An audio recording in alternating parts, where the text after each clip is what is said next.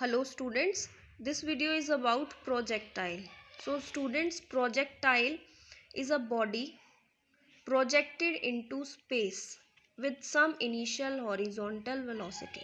Projectile का मतलब है यहाँ पे हमने किसी भी बॉडी को हॉरिजॉन्टली अगर हमने स्पेस में फेंका विद कुछ वेलोसिटी, मान लो उसकी वेलोसिटी u है, कुछ भी वेलोसिटी के साथ, तो under the effect of gravity उसका जो मोशन होगा वो इस तरीके से होगा जिसको हम बोलते हैं प्रोजेक्टाइल मोशन।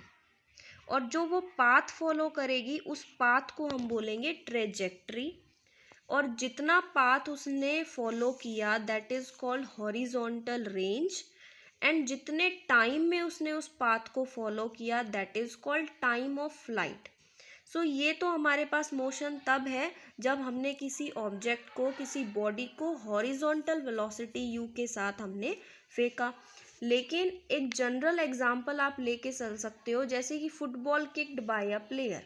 अगर कोई प्लेयर यहाँ पे खड़ा है और उसने एक फुटबॉल को किक किया, तो वो फुटबॉल का जो पाथ होगा वो इस तरीके से होगा, this is the path of the football.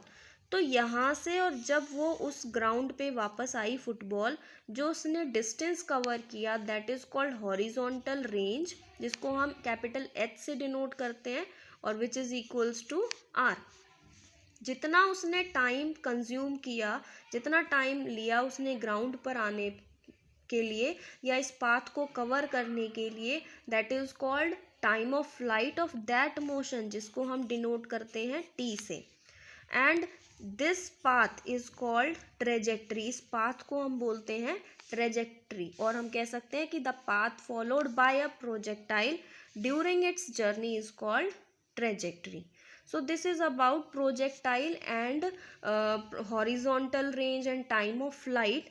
So general जो हमने examples लिए, जैसे football kicked by a player and a ball dropped from a moving aeroplane, लेकिन इसके अंदर इसकी जो हॉरिजॉन्टल रेंज होगी, इस ऐसे टाइप के क्वेश्चंस के लिए हॉरिजॉन्टल रेंज होगी, टाइम ऑफ फ्लाइट होगा, उसकी वैल्यू किसके बराबर होगी, मतलब उसके लिए जो एक्सप्रेशन आएगा वो क्या होगा, ताकि हम उस एक्सप्रेशन को न्यूमेरिकली यूज़ कर सकें for finding the horizontal range and time of flight for projectile motion.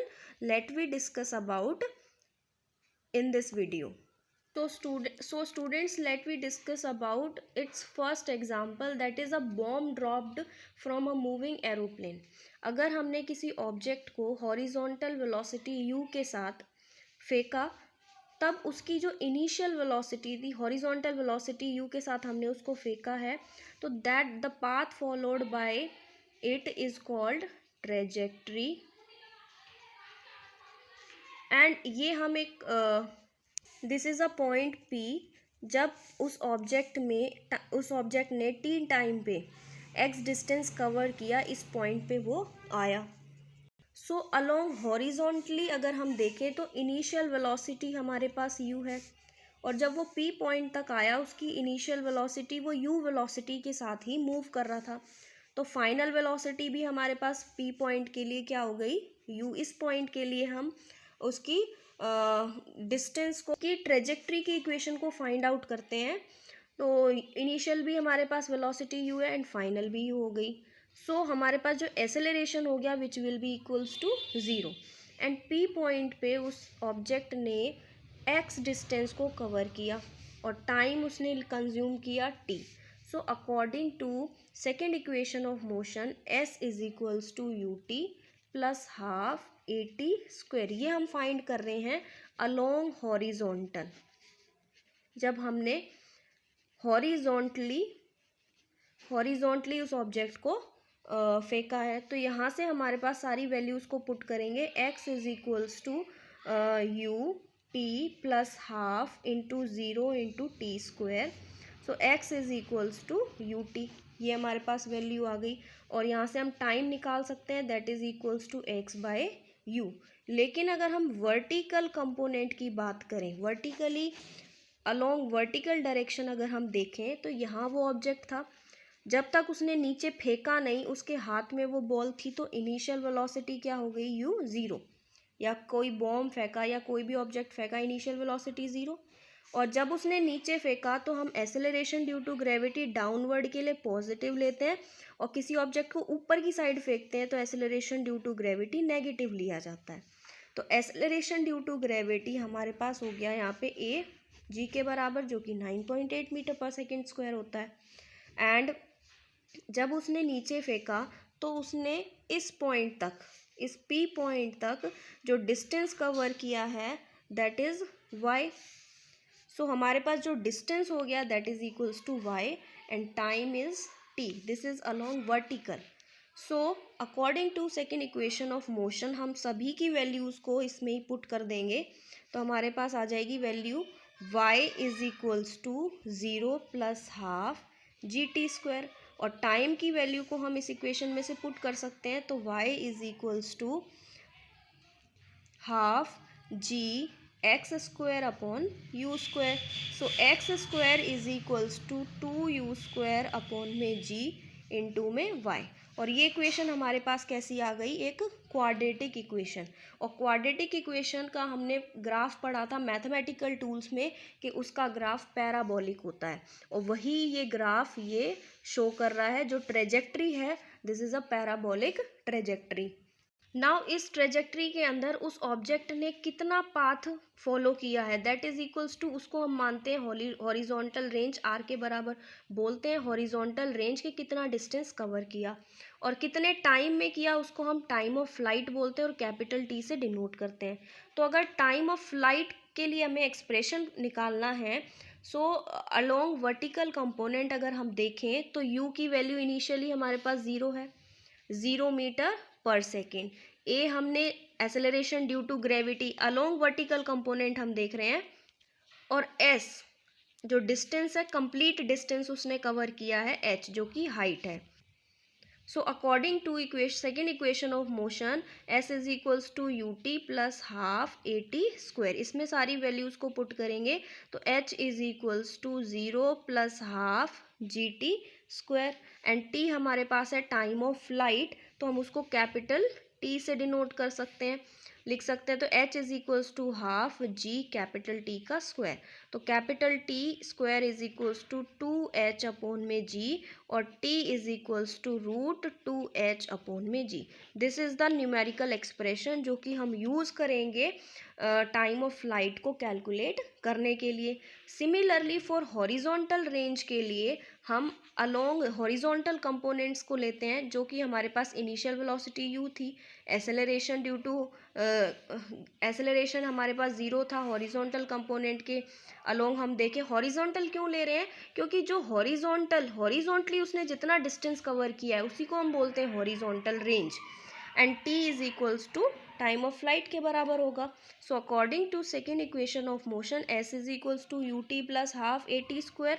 Horizontal range को हम r से डिनोट करते हैं h से, लेकिन उसकी वैल्यू होती है रेंज को हम r से डिनोट करते हैं, हॉरिजॉन्टल रेंज को हम r से डिनोट करते हैं, and r is equals to U T plus में हाफ ए की वैल्यू है हमारे पास एसेलरेशन की 0 और t का स्क्वायर। सो हमारे पास जो हॉरिजॉन्टल रेंज आ गई that is equals to u and t। Time of flight की वैल्यू को पुट कर देंगे तो u इंटू में 2h अपॉन में g is equals to r। So this is expression used numerically for finding the value of range for trajectory. तो students ये तो एक ऐसा पाथ था जब हमने किसी ऑब्जेक्ट को ऊपर से फेंका है तो उसने एंगुलर प्रोजेक्शन हमारे को नहीं दिया, मींस उसका हमने हॉरिजॉन्टल एंड वर्टिकल कंपोनेंट निकाला और हमने हॉरिजॉन्टल रेंज और उसकी टाइम ऑफ फ्लाइट की वैल्यू निकाली। लेकिन अगर हम किसी ऑब्जेक्ट को ग्राउंड से फेंकते हैं इस तरीके से, तो this is the trajectory of that object, and जब हमने उसको फेंका तो उसने कुछ ना कुछ एंगल मेड किया विद द एक्स एक्सिस, तो उसके लिए जो टाइम ऑफ फ्लाइट और हॉरिजॉन्टल रेंज का जो एक्सप्रेशन आएगा वो क्या होगा, let we discuss. So students for that we consider a projectile. एक हमने प्रोजेक्टाइल बॉडी ली और उसको हमने फायर किया इस तरीके से, उसका पाथ है, उसने जब हमने उसको फायर किया तो उसने एक एंगल थीटा बनाया विद एक्स एक्सिस, और we can say that horizontal axis के साथ। और जब हमने उसको फायर किया तो उसकी इनिशियल वेलोसिटी क्या थी विद द स्पीड u। सो अब ये उसकी इनिशियल वेलोसिटी है u, लेकिन जब हमने उसकी वेलोसिटी u है तो लेकिन x एक्सिस और y एक्सिस में तो हमें पता ही नहीं उसकी वेलोसिटी क्या है। तो रिजोल्यूशन ऑफ वेक्टर जो हमने टॉपिक पढ़ा था वहाँ से हम इसकी वेलोसिटी की वैल्यू x एक्सिस और y एक्सिस के अलोंग फाइंड आउट कर सकते हैं। तो मैंने बताया था कि जब भी कोई वेक्टर है वो जिस एक्सिस के साथ एंगल बनाता है तो उस एक्सिस के along cos component break down होता है और उसके परपेंडिकुलर एक्सिस के साथ साइन कंपोनेंट ब्रेक डाउन होता है। तो ये वेलोसिटी u के साथ हमने उस प्रोजेक्टाइल को फायर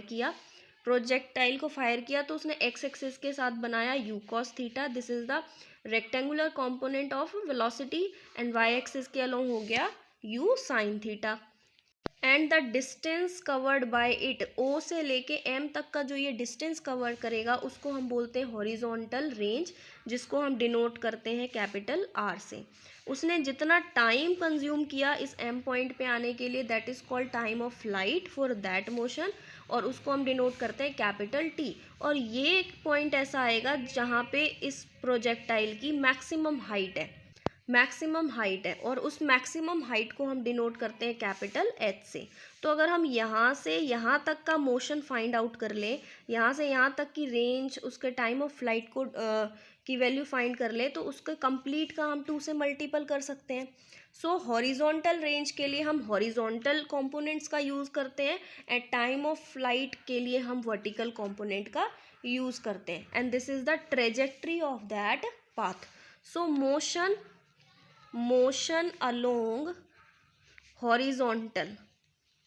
हॉरिजॉन्टल एक्सिस अगर देखें, ओ एक्स के अलोंग अगर मोशन देखें हम, तो जब हमने वेलोसिटी, उसकी इनिशियल वेलोसिटी क्या है, u is equals to you cos theta X axis के अलोंग।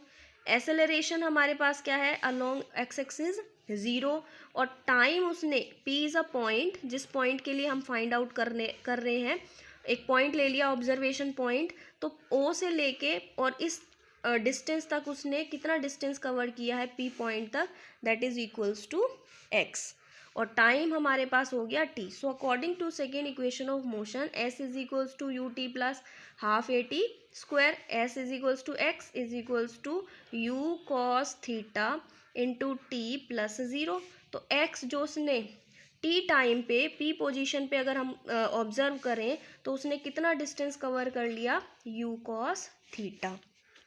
सिमिलरली अगर हम वर्टिकल मोशन के लिए देखें तो y एक्सिस में हमारे पास इनिशियल वेलोसिटी है u sin थीटा, और जो कि अपवर्ड डायरेक्शन में, और अपवर्ड के लिए जो ग्रेविटी होती है एक्सेलरेशन ड्यू टू ग्रेविटी, उसको हम नेगेटिव कंसीडर करके चलते हैं, डाउनवर्ड होती तो पॉजिटिव। और p पॉइंट ऑब्जर्वेशन के लिए उसने कितना डिस्टेंस ट्रेवल किया है y एक्सिस में, दैट इज y, और टाइम हमारे पास आ गया, टाइम है हमारे पास t के बराबर, लेकिन इस टाइम की वैल्यू हम इस इक्वेशन से निकाल सकते हैं, that is t is equals to x upon u cos theta.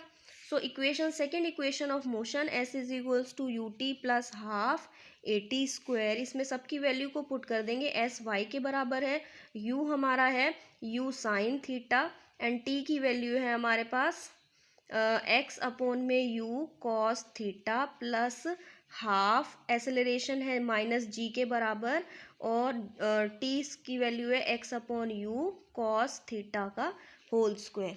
सो ये हमारे पास एक क्वाड्रेटिक इक्वेशन आ गई x में। तो hence the path followed by it is parabolic in nature, और ये क्वाड्रेटिक इक्वेशन हमें बता दी है कि पाथ जो फॉलोड होगा इस प्रोजेक्टाइल के लिए उसका पैराबोलिक नेचर होगा, मतलब पैराबोलिक पाथ होगा। अब हमें इसकी टाइम ऑफ फ्लाइट और इसके लिए हॉरिजॉन्टल रेंज की वैल्यू को फाइंड आउट करना है। सो टाइम ऑफ फ्लाइट के लिए हम कंसीडर करते हैं वर्टिकल कंपोनेंट्स। तो वर्टिकल कंपोनेंट्स के लिए अगर हम देखें यहाँ पे, तो टाइम ऑफ फ्लाइट जो हम t लेके चल रहे थे, अब उसको कैपिटल T कंसीडर कर सकते हैं, लेकिन O पॉइंट से यहाँ तक, इस पॉइंट तक n कंसीडर कर लेंगे, तो यहाँ तक उसने लिया कम टाइम t, और इस पॉइंट से अगेन आगे उसने लिया टाइम t, तो टोटल टाइम ऑफ फ्लाइट कितने बराबर हो गया हमारे पास, टोटल टाइम 2t के बराबर। तो time of flight is equals to t plus t, क्योंकि दोनों के लिए निकाल रहे हैं, which is equals to 2t। So t हमारे पास आ गया capital T upon 2. So motion along vertical component अगर हम देखें तो u is equals to U sine theta, a is equals to minus G and t is equals to t by 2. So according to first equation of motion v is equals to U plus A T, final velocity इस point पे हमारे पास क्या हो गई, 0, क्योंकि अब final velocity, क्योंकि इस हाईएस्ट रेंज के बाद, हाईएस्ट हाइट के बाद जो वेलोसिटी होगी अब वो डिक्रीज होती आ रही है, इंक्रीज नहीं हो रही. तो अब वेलोसिटी हम क्या लेके चले, फाइनल 0. इनिशियल है हमारे पास u साइन थीटा, a की वैल्यू है माइनस जी के बराबर और t की वैल्यू है t by 2. So time of flight की वैल्यू आ गई हमारे पास इस मोशन के लिए, that is 2u sign theta upon में g, and this value is used numerically for finding the value of time of flight when हमने किसी ऑब्जेक्ट को, किसी प्रोजेक्टाइल को एक एंगल थीटा से प्रोजेक्ट किया है. Now horizontal range find out करने के लिए हम हॉरिजॉन्टल कंपोनेंट्स को कंसीडर करते हैं. तो सिमिलरली इसके लिए भी जो हम टाइम लेके चलेंगे that is equals to time of flight, capital T के बराबर. So according to second equation of motion, S is equals to U T plus half A T square, और कंप्लीट डिस्टेंस, जो ये कंप्लीट डिस्टेंस को हम horizontal range बोलते हैं, जिसको आर से डिनोट करते हैं. इनिशियल वेलोसिटी है हमारे पास यू कॉस थीटा, टाइम है टाइम ऑफ फ्लाइट टी के बराबर, और एक्सेलरेशन 0 है तो 0. So R is equals to you cos theta, और टाइम ऑफ फ्लाइट की वैल्यू हमने फाइंड की 2u साइन थीटा अपॉन में जी. सो यहाँ पे हमारे पास हॉरिजॉन्टल रेंज की जो वैल्यू आएगी that is u square 2 cos theta और साइन थीटा अपॉन में g. 2 sine theta cos theta का फॉर्मूला होता है साइन 2 थीटा.